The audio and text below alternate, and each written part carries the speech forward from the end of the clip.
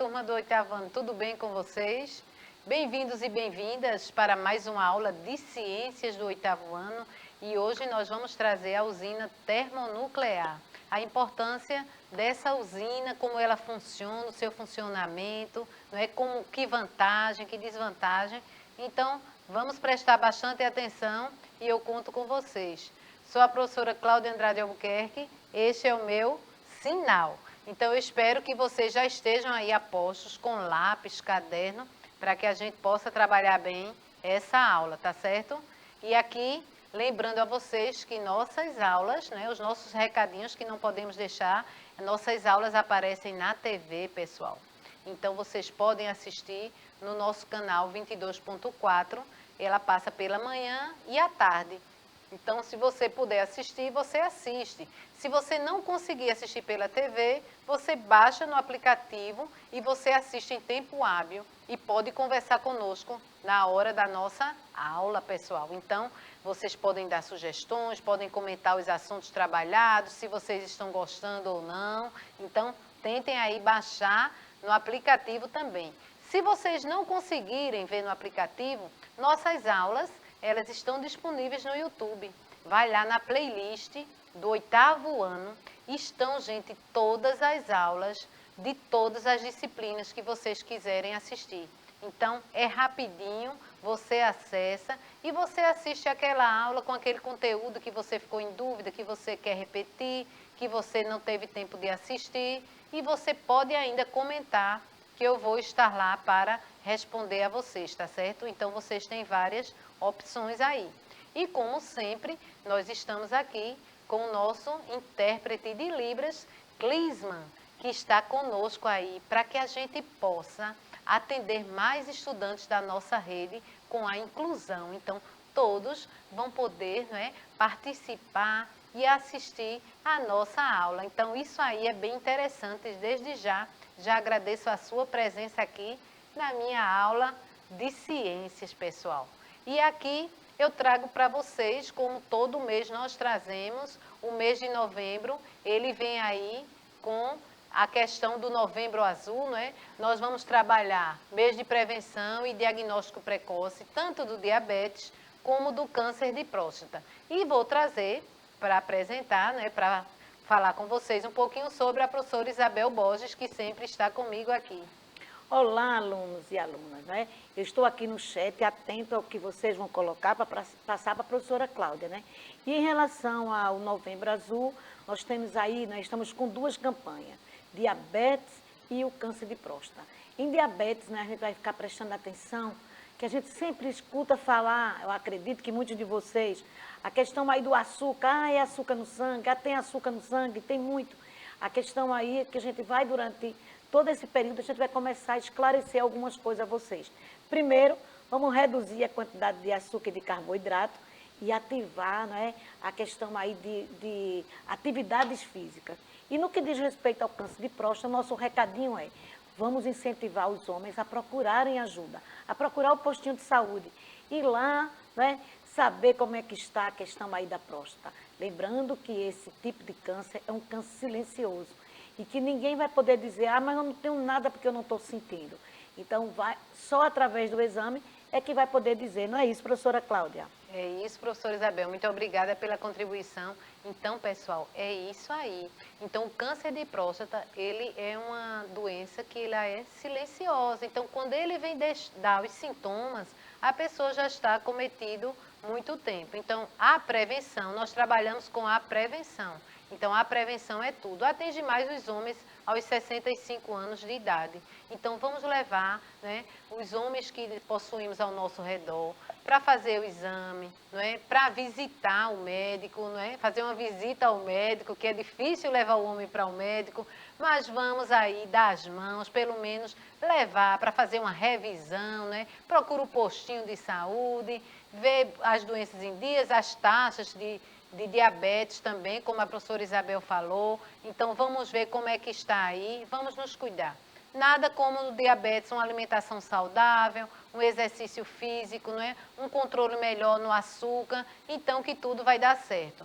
E o câncer de próstata, se fizermos a prevenção, nós vamos ter o diagnóstico precoce, se acontecer qualquer coisa, e a cura também mais rápida. Então, isso aí é o nosso alerta de hoje, com o Novembro Azul, todos de mãos dadas nessa questão aí do Novembro Azul, tá certo, pessoal? E aqui nós vamos trabalhar a nossa usina termonuclear.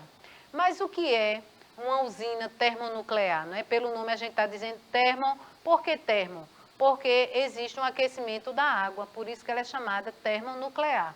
Então, ela é uma unidade industrial, pessoal, e ela é construída para produzir energia elétrica a partir de materiais radioativos.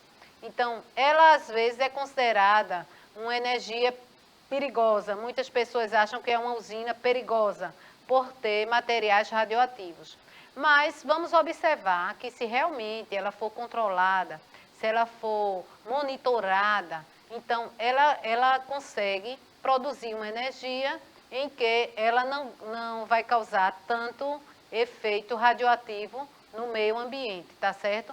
Mas ela requer um bastante cuidado, ainda existem muitos estudos sobre ela, mas aí hoje no Brasil nós temos 2 usinas termonuclear, Angra 1, Angra 2 e Angra 3 ainda em fase de conclusão, mas está um pouquinho parada ainda essa questão. Eles estavam querendo terminar agora em 2022, mas ainda não terminou. Estão adquirindo ainda recursos, não é, para que essa usina termine, mas que ela abastece o Rio de Janeiro. Mas como o nosso país, a gente já viu a usina hidrelétrica, nosso país é um país que tem água, não é? Então existem outras formas de produzir energia solar, energia limpa, a energia eólica. Então o nosso país, ele realmente é bem variado na questão de produção de energia, por seus recursos naturais que tem. Então, mas vamos ver aí. Que elemento químico é usado? Porque esse elemento é tão perigoso. Então, o elemento químico utilizado para a geração da energia elétrica é o urânio. E esse urânio não é todo urânio, é o urânio 235. É o principal elemento utilizado como combustível para a geração de energia nuclear. Lembrando a vocês que o urânio, ele é um combustível, é um elemento químico, na verdade, que ele é encontrado na natureza, mas um dia ele pode acabar, certo? Então, ele não é renovável, né? Para ele renovar, demora. Então, é uma das características que se considera difícil, apesar de ser encontrado em grande quantidade ainda, porque a gente só tem duas usinas termonucleares, né? Angra 1 e Angra 2. Mas um dia também ele pode acabar, tá certo? Ele é um recurso não renovável. E aqui nós temos um símbolo do material radioativo. Então, eu acho que vocês já viram esse símbolo aí. Então, se você passar em algum local, estiver esse símbolo aí, é o símbolo de material radioativo. Vocês veem muito isso quando vocês vão tirar um raio-x. Proibida a entrada e está esse símbolo aí. Então, por quê? Porque aí tem radiação. Então, é perigoso. Você só tem que entrar se estiver protegido ou se não estiver batendo o exame. Então, é bastante cuidado. Então, esse símbolo é símbolo de material radioativo, ou se aquela energia é radioativa, for produzida com urânio, não é? Então, esses símbolos aí, onde você for, você vai perceber que realmente esse material é um material radioativo, se você estiver lá. Agora, como é que vai funcionar essa usina termonuclear? Então, essas usinas, elas contêm uma estrutura que é denominada vaso de pressão. Nele existe água, nesse vaso de pressão, e essa água ela é usada para refrigerar o núcleo do reator, onde está o combustível nuclear, porque o núcleo do reator é onde fica o urânio 235. Mas para eu explicar isso a vocês, eu tive que visitar, gente, o Museu de Ciências Nucleares.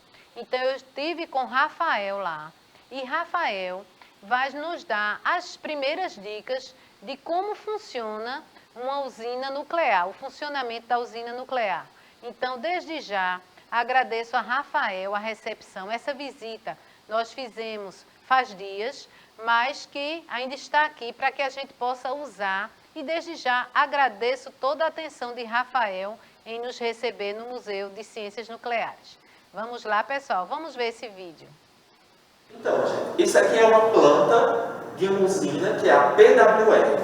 É a usina que a gente tem em Angra dos Reis, no Rio de Janeiro.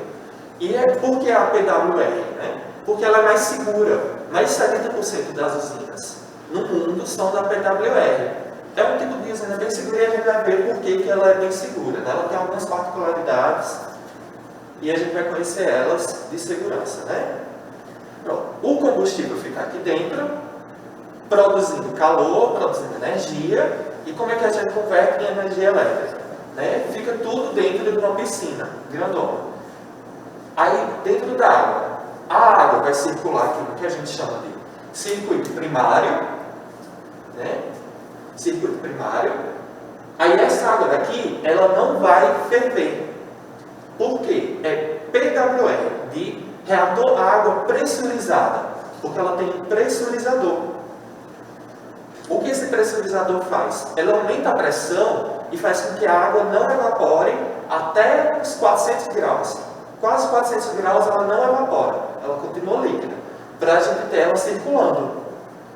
Só que essa água daqui, o que a gente chama de circuito secundário, essa água não está com pressurizador, então essa água evapora a 100 graus. Por isso a gente chama essa parte de gerador de vapor, porque ele produz vapor. O vapor sobe, gira a turbina aciona o gerador elétrico que produz eletricidade. Pronto, e é assim que a gente produz energia em um reator nuclear. Né? Só que aí continuando, porque a gente tem vapor aqui. O vapor vem, gira a turbina, aí está vapor.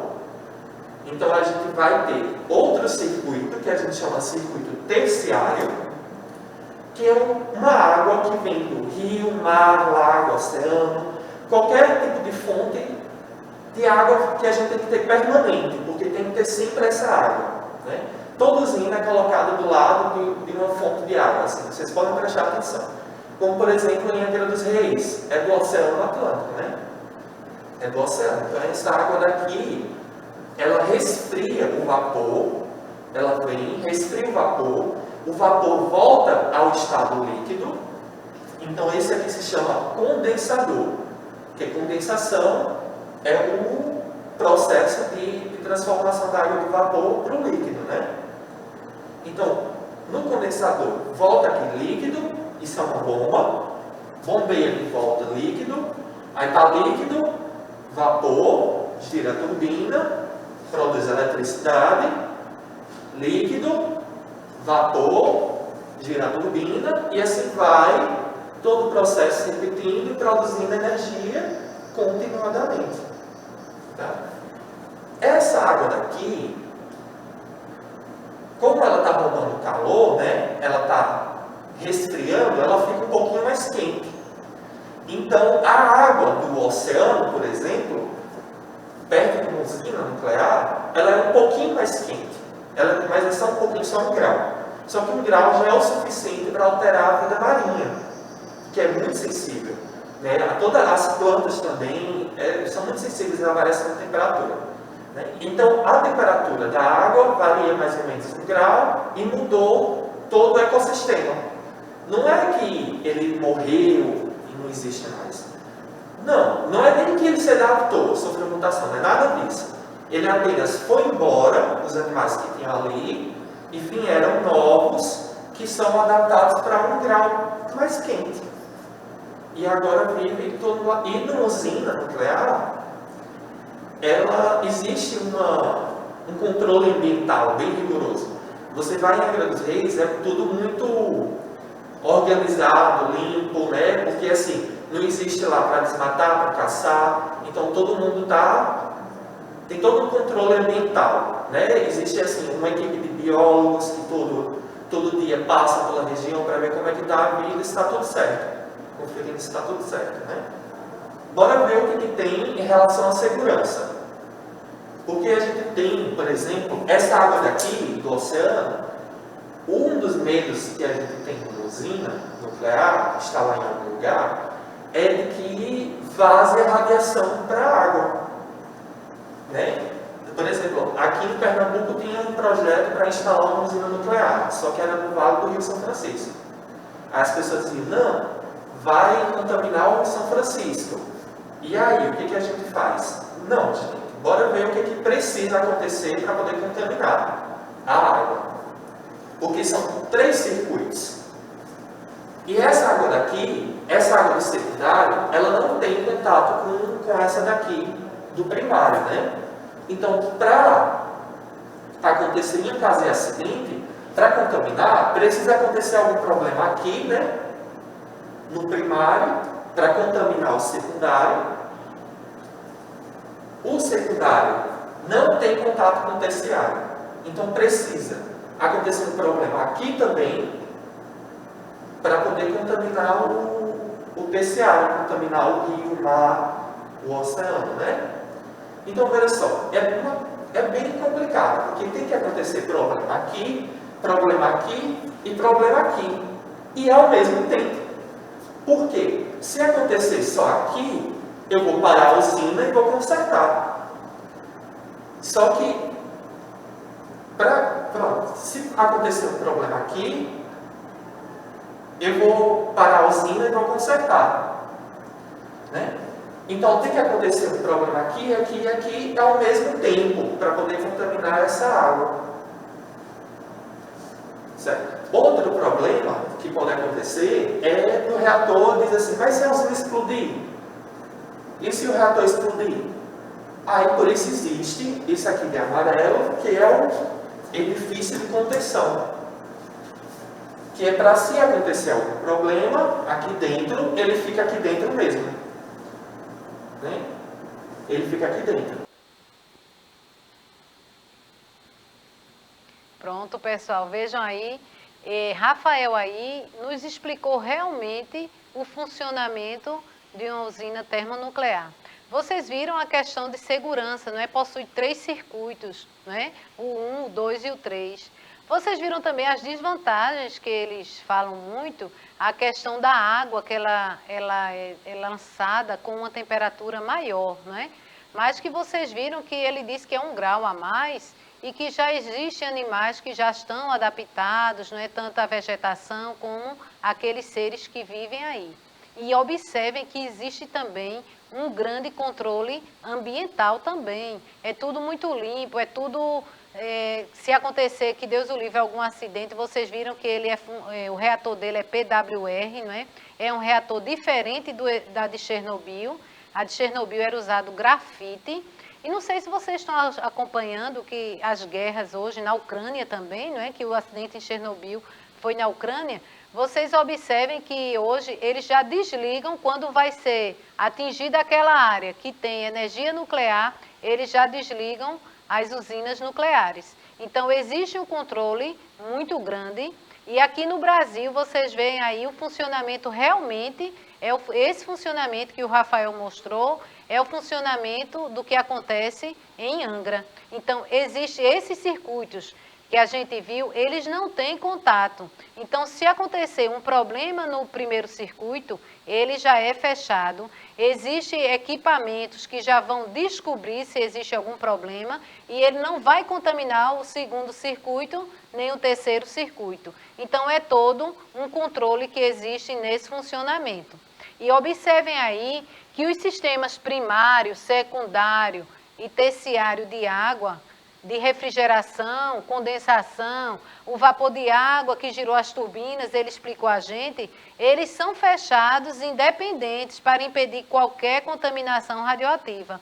Vocês viram que eles têm a sua função e eles funcionam de uma forma pressurizada, né? E a importância também do reator, né? É no reator onde realmente acontece a fissão nuclear, a quebra, né? Dos átomos aí, para que possa acontecer essa questão aí da produção de energia. E normalmente, essas usinas nucleares, elas possuem 3 ou 4 sistemas de segurança que visam aí impedir tanto qualquer possível vazamento de material radioativo, quanto o descontrole das reações de fissão por alguma pane no sistema de subida e descida das barras de controle. Então, observem aí nessa imagem, eu estou mostrando aí a vocês uma sala muitos computadores, muito monitoramento, que eles conseguem monitorar se nessas usinas nucleares, em um desses circuitos, está acontecendo algum vazamento, está acontecendo algum problema, porque aí eles conseguem desligar rapidamente e tentar resolver o problema do vazamento, se por acaso acontecer o que estiver acontecendo. Então, a Angra, ela tem todo um controle de segurança também, para que qualquer problema eles já consigam desligar. E como o Rafael falou, qualquer explosão no reator, ele tem aquela base todinha de concreto que vai impedir a passagem de material radioativo para o meio ambiente. E aqui nós temos o reator.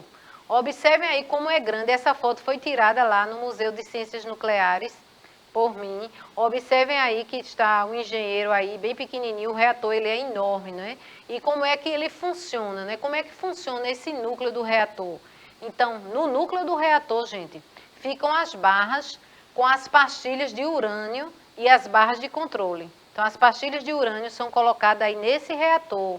E essas barras, elas vão se deslizar umas sobre as outras, expondo um volume maior ou menor de urânio. E assim controlando a potência do reator, que é dada pela quantidade de reações de fissão que ocorrem. Então, à medida que vai ocorrendo aquelas fissões, aquela quebra dos átomos realmente, então, vai sendo no reator, ele vai controlando realmente essa fissão e aí produzindo energia aí nesse reator, esse grande responsável de receber essas pastilhas aí de urânio e essas barras de controle. E observem que ele é bem grande, né? Então é aí onde ocorre. E vocês, não sei se vocês observaram na explicação de Rafael, ele fica dentro da água, né? Ele fica como um processo de resfriamento. E aí, quando essas barras de controle, pessoal, elas circundam completamente cada uma das barras de urânio, então o reator ele fica desligado. Pois os nêutrons, o número de nêutrons emitidos, ele não é suficiente para originar a reação em cadeia. Então, quando ocorre isso, ele automaticamente, esse reator fica desligado e para que não ocorra nenhuma reação em cadeia aí no núcleo do reator. Então, existe realmente um controle sobre isso. E atualmente, pessoal, 31 países exploram a energia nuclear. Os 388 reatores em atividade têm capacidade de atender 10% da necessidade de energia elétrica do mundo. Observem aí que eles produzem bastante energia, né? Observem aí, 388 reatores, né? Eles têm capacidade de produzir 10% da energia de todo o mundo. Então, o mundo todo está utilizando em vários países. E aí os Estados Unidos, eles lideram essa produção de energia nuclear. Porém, os países mais dependentes da energia nuclear são França, Suécia, Finlândia e Bélgica. Esses países, eles lideram essa questão aí de produção de energia. Eles precisam mais de utilizar a energia nuclear, por não ter até outras condições de produzir energia de outra forma.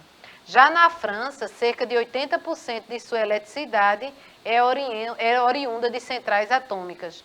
Atualmente, os Estados Unidos também lideram ainda essa produção de energia, mas observem aí que muitos países utilizam essa energia para a produção dessas usinas termoelétricas. E aí a energia nuclear ela apresenta vários aspectos positivos e ela é de fundamental importância em países que não possuem recursos naturais para obtenção de energia. Então, por isso que mais países utilizam do que outros. Então, o Brasil, como tem um recurso natural mais fácil, usa pouco, né? Usa só Angra 1 e Angra 2 para abastecer o Rio de Janeiro. Já outros países realmente necessitam da energia nuclear. E às vezes outros países também querem tomar a energia nuclear do outro. Mas é como eu disse a vocês, diariamente existem estudos mais aprofundados se realmente deve ser realizado essa fonte de energia. Ainda existem vários pontos a serem aperfeiçoados, de forma que esses pontos eles possam garantir segurança também para a população. Então tem que ser realmente monitorado da forma que é monitorado aqui, utilizando o reator PWR, como a gente viu, né? A questão de Rafael mostrou é realmente uma segurança, questão ambiental, então é tudo muito bem estruturado. A energia nuclear no Brasil, pessoal, ela representa 2,8% da oferta no Brasil e hoje, conforme dados da Eletronuclear, e abastecem o Rio de Janeiro. Então, esses dados nós temos, observe aí, só 2,8, né, para abastecer o Rio de Janeiro, aí em Angra 1 e Angra 2, é que é utilizada a energia nuclear. Mas aí, o Brasil tem 2 plantas nucleares em atividade, que é o Angra 1, gera 640 megawatts de potência, e Angra 2 com capacidade de 1.350 megawatts de potência. E querendo-se ainda terminar Angra 3, mas aí serve para abastecer o Rio de Janeiro. E aí, quais as vantagens da usina nuclear? É considerada uma fonte de energia mais barata, não emite gases poluentes durante a sua produção e suas usinas não exigem áreas extensas, como uma usina hidrelétrica que às vezes termina acabando algumas cidades para serem construídas, né? Então, isso aí é considerada uma vantagem se bem monitorada. E a desvantagem, que é uma fonte de energia não renovável, por ser usado o urânio, né, 235, e também ela é altamente radioativa, tem que ter cuidado com esse lixo aí que é colocado. E aí, professora Isabel, já estamos chegando, né, ao final da nossa aula. Pois é, professora Cláudia, né? O que eu aconselho é que vocês que assistiram a aula, vão rever essa aula no YouTube, acho que tem muita informação, muita coisa interessante, para a gente desmistificar um pouquinho essa questão da energia nuclear, né? Então, tchau, tchau, aguardamos vocês na próxima aula.